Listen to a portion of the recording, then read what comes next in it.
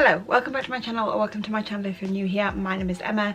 Today's video, as you can probably tell from the title and from the thumbnail, is going to be a favourites video. I like to do these quarterly and just talk you through everything that I've been loving recently.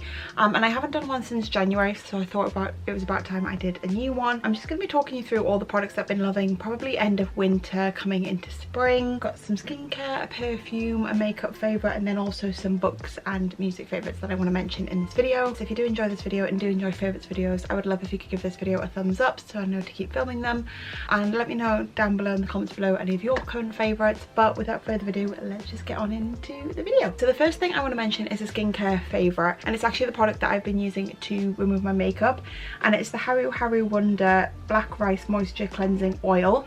Just looks like this. If you watched my February vlog, I think it was, you would have seen me mention this because I went to visit my family and my sister was using this, and I was borrowing hers whilst I was there, and I really liked it. I feel like it just works really well with my skin. So when I ran out of my cleanser at home, I went out and bought this. I have always been prone to either a balm or oil based cleanser.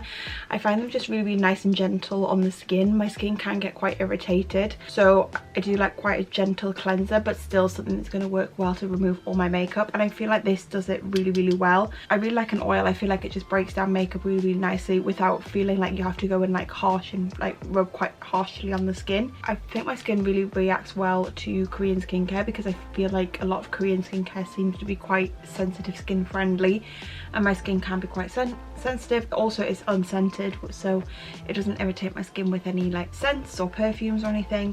And yeah, I really like it. It's just working really nicely to remove my makeup. I will go in with this to remove any makeup, and then I will go in with another cleanser just to cleanse my skin and get out any dirt or anything that might be like a bit deeper in my pores. I think it's pretty affordable. I think it's about around the mid-range price, and I picked mine up in Superdrug for anybody in the UK who's wondering, and it's also vegan and cruelty free. I will say I'm going through it quite quickly. I think just because my previous cleanser was quite a big bottle and it used to take me a while to get through, this one feels like I'm getting through it quite quickly because I just do go in with about 3 pumps in my hand and then just use it to wash off my makeup. Yeah, I'll kind of go in, like rub the oil in, and then go in with like a cloth and a little bit of water and like just remove oil and any makeup. But yes, I feel like it just breaks down the makeup really nicely, and my skin feels nice and clean after using this, so really love that. Okay, and then the next product I want to mention is also a skincare product, and this is the Q&A Azelaic Acid Balancing Serum. I have been trying to get into a consistent skincare routine and just really work on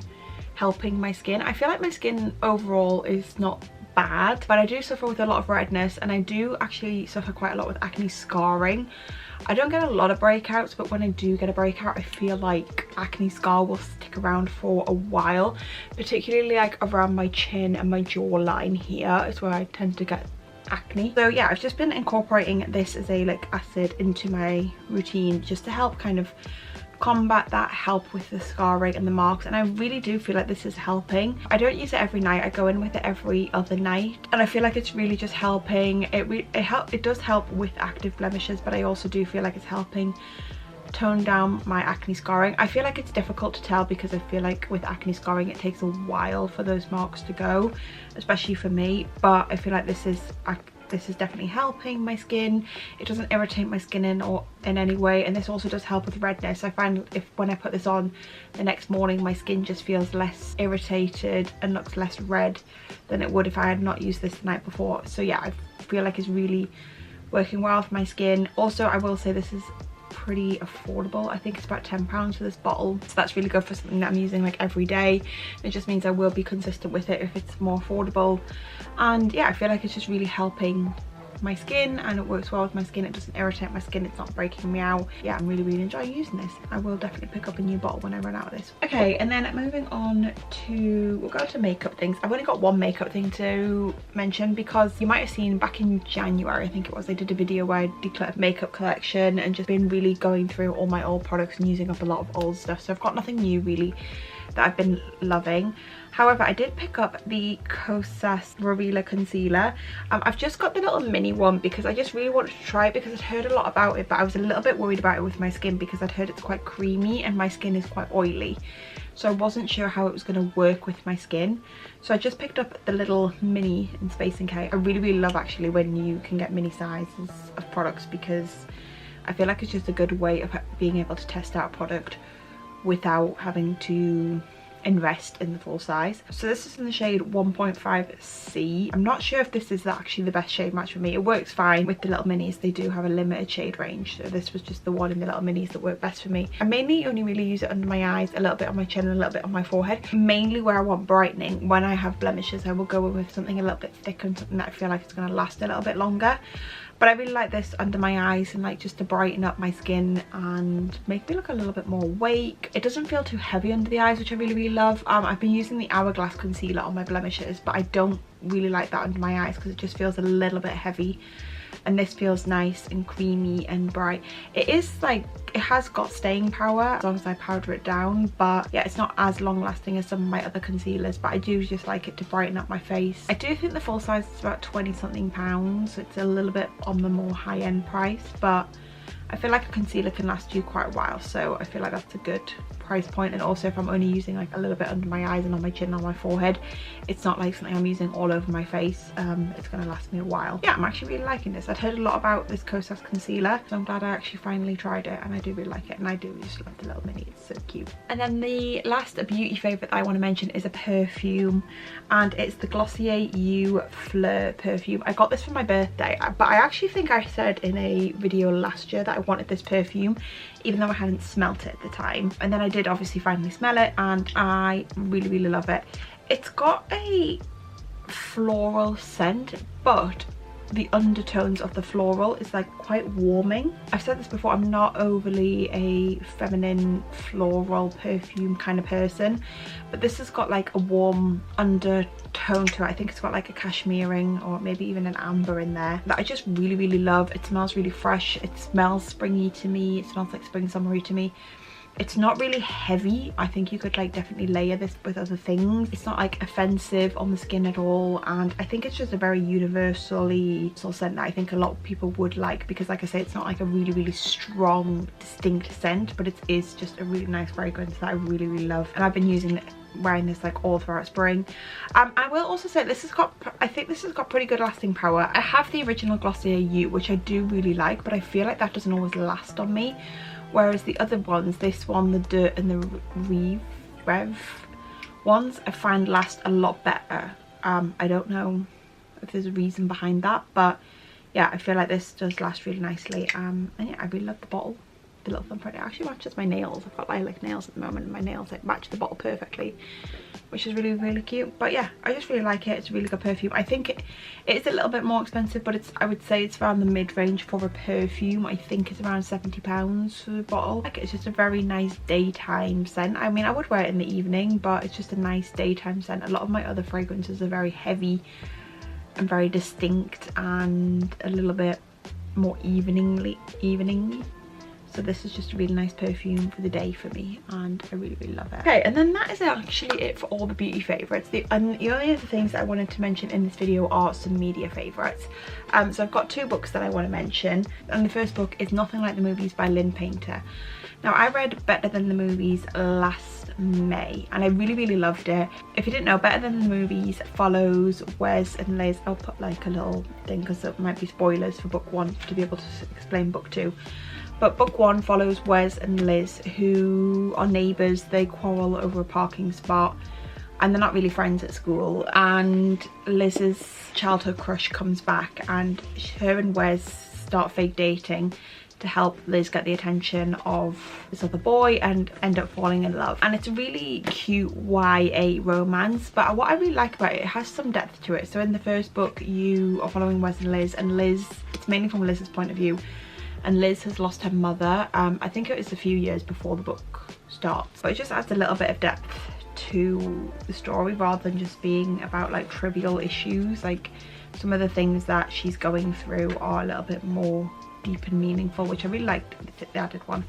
And Nothing Like the Movies follows on from that, and Wes and Liz have actually broken up, and they're now at college, and Wes actually has lost his father, which I don't think is a spoiler. Like, I think you find out pretty much in chapter 1 or chapter 2, and they've broken up, and then Wes is determined to win Liz back. I'd say it's like an easy read. Like I said, there's a little bit of depth to it because there is a lot of talk about loss and having to deal with that as a teenager, and what that means for like family dynamics and stuff like that. But at the heart of it is a really lovely little love story. It's YA, so there's not really any explicit scenes in here, but I think it's just a really cute story. I really like Lynn Painter's writing.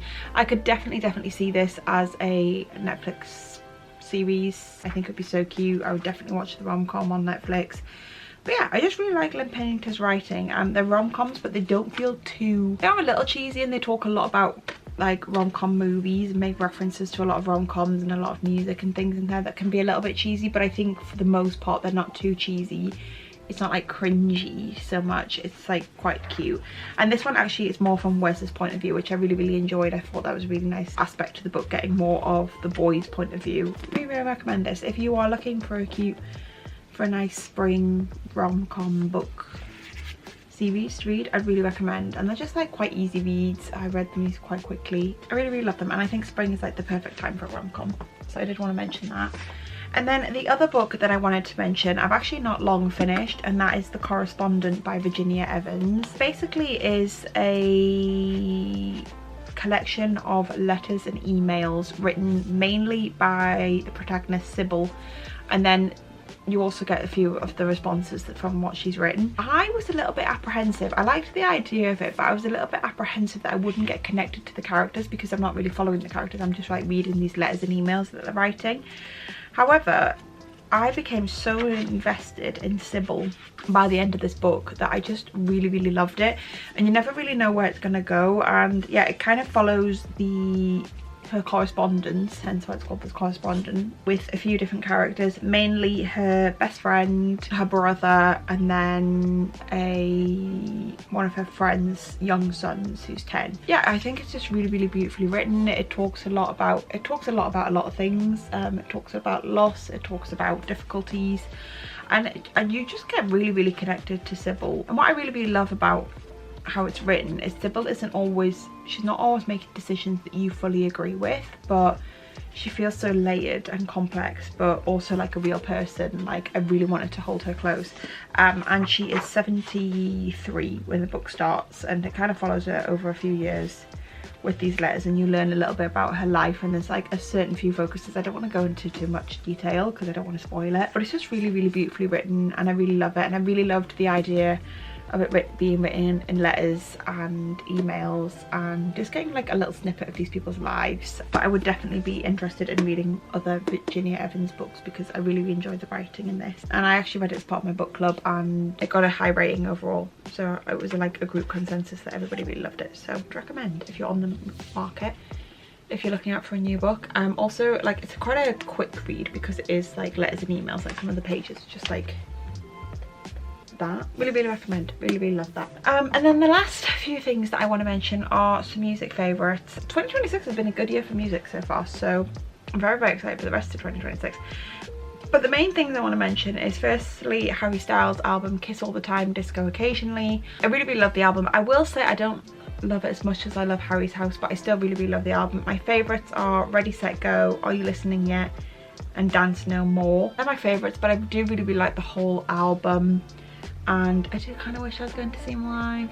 I'm a little bit jealous that I'm not. I think that's going to be such a good time. But yeah, I really love that album. And then the other songs are Bleachers. They've got a new album coming out in May, which I'm very excited for, and I've actually got tickets to go see them in November, which I can't wait for. Their gig that I went to in 2024 was one of the best gigs I've ever been to.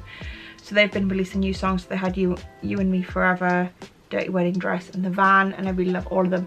I particularly love Dirty Wedding Dress. I'm listening to Dirty Wedding Dress a lot on repeat at the moment, and I really love that. And then my other obsession has been Holly Humston. She just released a new album called Cruel World, and I love pretty much the whole album. My favourites are Cruel World, To Love Somebody, Make It All Better, White Noise, Drunk Dialing, and Reg Chevy, I think it's called. But I really love the whole album. I'd really recommend her album if you have not listened to it, because it's really good. And then just a couple of singles that I'm obsessed with. First of all, I'm obsessed with Baby Blue by Cody Simpson. I feel like that's just the song of like spring summer. It's just one of those songs that will always put you in a good mood. It kind of gives me vibes of Something About the Sunshine from that Disney Channel movie, Starstruck. It gives me those sort of vibes, but a bit better. And then my only other music favourite, and it's only been out a week as I'm filming this, is Drop Dead by Olivia Rodrigo. I'm really excited for her new album that comes out in June, because I really loved her other 2 albums and I'm obsessed with that Drop Dead song. I think it's really good. Love the music video. I love when artists still make good quality music videos and have like a vision for things. I think that I really appreciate that. So yeah, they're kind of all my music favourites. That's just everything that I've been listening to on repeat. I've also been listening to a lot of Hannah Montana because we had the anniversary back in March. I've been listening to a lot of Hannah Montana songs. Oh, and I did actually also really like the new Mumford & Sons album. I really enjoyed that. I've not been listening to that as much recently, but I did really like it. I listened to that quite a lot when it first came out. Prize Fighter. I loved Alley Cat, Icarus and Badlands. But I really like the whole album actually. So yeah, they're kind of my music favourites, but we've got a lot coming out. We've got No Cons, new album. So yeah, there's a lot to look forward to music wise this year. But yeah, they're kind of my current music obsessions, and I feel like all those like things that I mentioned are really good for spring, like giving that good spring happy energy. They are all the things that I wanted to mention for this favourites video. If you did enjoy this video, like I said, I'd love it if you could give it a thumbs up, and I'd love it if you could let me know in the comments below any of your current favourites or anything that you'd recommend me based on these things that I've mentioned in this video. If you're new to my channel, I'd love it if you could subscribe, and I will see you all next week for a brand new one. Goodbye.